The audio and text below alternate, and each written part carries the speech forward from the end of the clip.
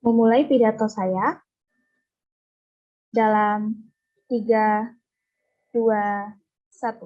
Oposisi salah dalam perdebatan kali ini. Mereka mengatakan bahwa beban pembuktian kami adalah mengapa justified bagi kami untuk pada akhirnya membuat Fredrik menahan rasa penasarannya. Kami rasa ini bukanlah suatu tipping point dari perdebatan kali ini, karena pada akhirnya menahan rasa penasaran ataupun rasa penasaran Fredrik besar ataupun tidak, itu tidak menimbulkan suatu tangible harm atau benefit apapun pada akhirnya, bukan, sehingga kami yakin sisi mereka telah diskusi. Kemudian beberapa klarifikasi dan sanggahan. Satu, mereka mengkarakterisasi bahwa remaja ingin tahu banyak hal, namun sadari bahwa sisi mereka bilang bahwa Fredrik pada akhirnya memiliki waktu lebih banyak menentukan hal-hal berat. Sisi mereka justru melawan karakterisasi itu sendiri, bukan, karena Fredrik tidak akan sempat pada akhirnya melakukan banyak hal yang menyenangkan pada akhirnya. Justru ia akan fokus ke hal berat. Ataupun jika di sisi mereka Fredrik akan menggunakan waktunya hanya untuk melakukan hal-hal yang ia sukai. Ini justru tetap buruk di sisi mereka. Karena satu, dia akan menghabiskan waktu itu hanya untuk memainkan game semisal, atau yang kedua, tidak akan ada progresivitas dari produktivitas Fredrik sendiri. Sehingga sisi mereka pada kedua skenario pun tidak akan berjalan dengan baik.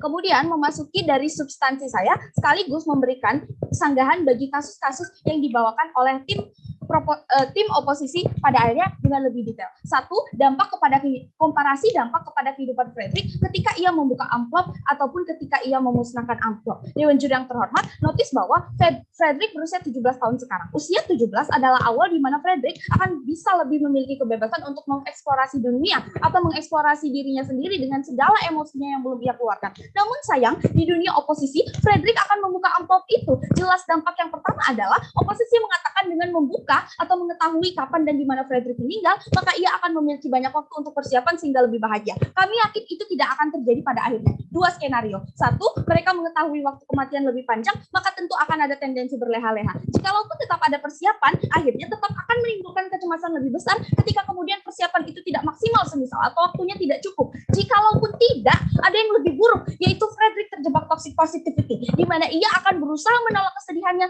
atau kemarahan dan emosi negatif lainnya karena merasa, oh hidup saya sebentar lagi, maka harus dipenuhi hal-hal yang positif. Saya tidak boleh merasa sedih dan merasa marah. Ini buruk bagi perkembangan psikologinya nantinya. Dikarenakan sisi oposisi tidak memberikan kesempatan bagi perkembangan emosi dasar Fredrik saat berusaha mengejar kebahagiaan Anda akan merasa lebih tertekan. Bukan, di sisi mereka, Fredrik akan mengalami kecemasan lebih ketika ia gagal. Karena dua skenario. Satu, ia akan memiliki kesedihan karena tujuannya gagal. Ditambah lagi dua, di sisi oposisi, ia tahu sebentar lagi ia akan mati. Komparasikan di sisi kami, ketika memang tetap ada tendensi Fredrik kecewa ketika ia gagal, tetapi tidak akan ada tekanan tambahan karena waktu kematian. Bukan, Fredrik tetap masih bisa fokus pada tujuan awalnya untuk mencapai keberhasilan semisal tanpa perlu takut tentang kematiannya. Pun yang kedua, ketika membuka amplop, Fredrik tenang. Ia tahu kapan dan di mana ia mati. Ini yang dibawakan oposisi, sehingga ia bisa melakukan persiapan. Sayangnya, ini tidak akan terjadi semudah itu. Mengetahui kapan Anda mati hanya akan mengundang kesedihan pada akhirnya di kedua dunia. Kematian merupakan hal yang sangat menyedihkan, bukan? Ketika Fredrik merasa sangat-sangat sedih, ini akan berbahaya. Satu,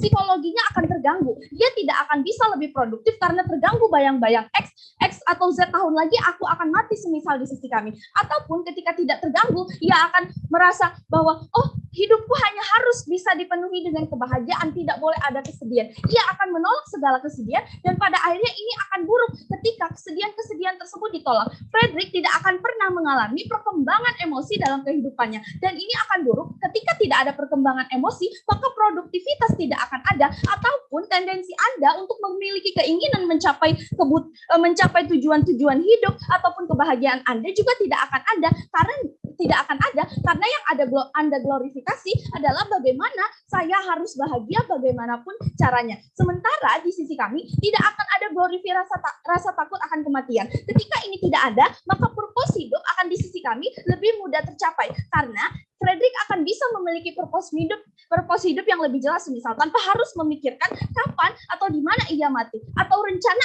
awal yang Fredrik buat tidak akan terganggu, semisal ia di awal akan memiliki rencana pergi ke suatu tempat, namun rencananya nanti akan membuat ia tidak berkunjung ke sana karena ia mengetahui bahwa di sana tempat ia mati semisal, sehingga propose tersebut tidak akan pernah bisa tercapai, bukan karena Frederick akan terus menghindari hal tersebut, atau Frederick akan lebih bisa membuat hidupnya lebih berarti karena ia tidak perlu takut untuk melakukan sesuatu. Jikalaupun ia takut pergi ke suatu tempat karena bisa ada potensi itu tempat dan waktu kematiannya, ini tidak akan terjadi di sisi kami pada akhirnya, karena Frederick tahu sedari awal bahwa ia akan tetap mati, dan kapanpun itu ia tidak perlu merasa cemas. Yang kedua, jikalaupun ia tidak merasa sedih karena ia membagi beban ini dengan orang tuanya atau orang terdekatnya, ini tidak akan juga terjadi dan justru menambah kesedihan. Semisal, satu, orang tua dan sahabatnya akan makin sedih. Dua, orang tuanya bisa saja pragmatis dengan mengatakan, wah kita tidak perlu menyekolahkan Frederick, toh ia akan meninggal sebentar lagi. Orang-orang memang akan berpemikiran seperti itu. Lihat bagaimana ketika di rumah sakit ada orang yang sudah sangat kritis, maka keluarga akan diberi pilihan mencabut alat penunjang atau tidak. Keluarga memilih mencabut karena tidak ingin orang itu lebih menderita,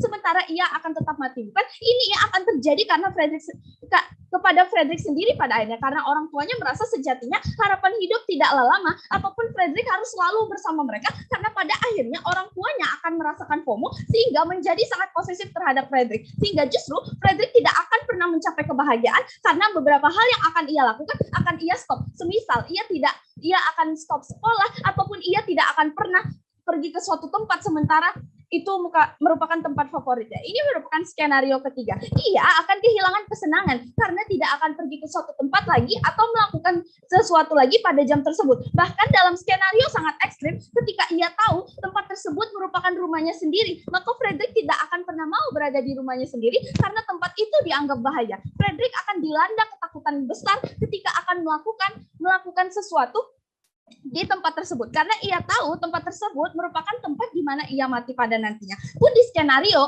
ketika Frederick tahu bahwa waktunya tinggal sedikit, tidak akan ada jaminan ketika kemudian Frederick akan menghabiskan waktunya bersama keluarganya, ataupun tidak akan ada jaminan bahwa bersama keluarganya akan lebih membuatnya bahagia, karena pada akhirnya purpose hidup Frederick tidak akan ditentukan berdasarkan rasionalitas, karena di sisi oposisi rasionalitas Frederick akan terganggu dengan bayang-bayang akan kematiannya, sehingga purpose hidup ataupun keinginan-keinginan yang ia buat akan membuatnya terbatas pada akhirnya, sehingga tujuan-tujuan dalam hidupnya tidak akan tercapai kemudian. Sehingga apa yang telah kami sampaikan kepada Anda, satu, dampak ketika Frederick membuka amplop, maka ia akan terlibat pada toxic positivity, ataupun ia tidak akan pernah mengalami perkembangan emosi pada dirinya, ataupun yang kedua, dampak ketika ia memusnahkan amplop, maka itu akan lebih baik. Bangga untuk mendukung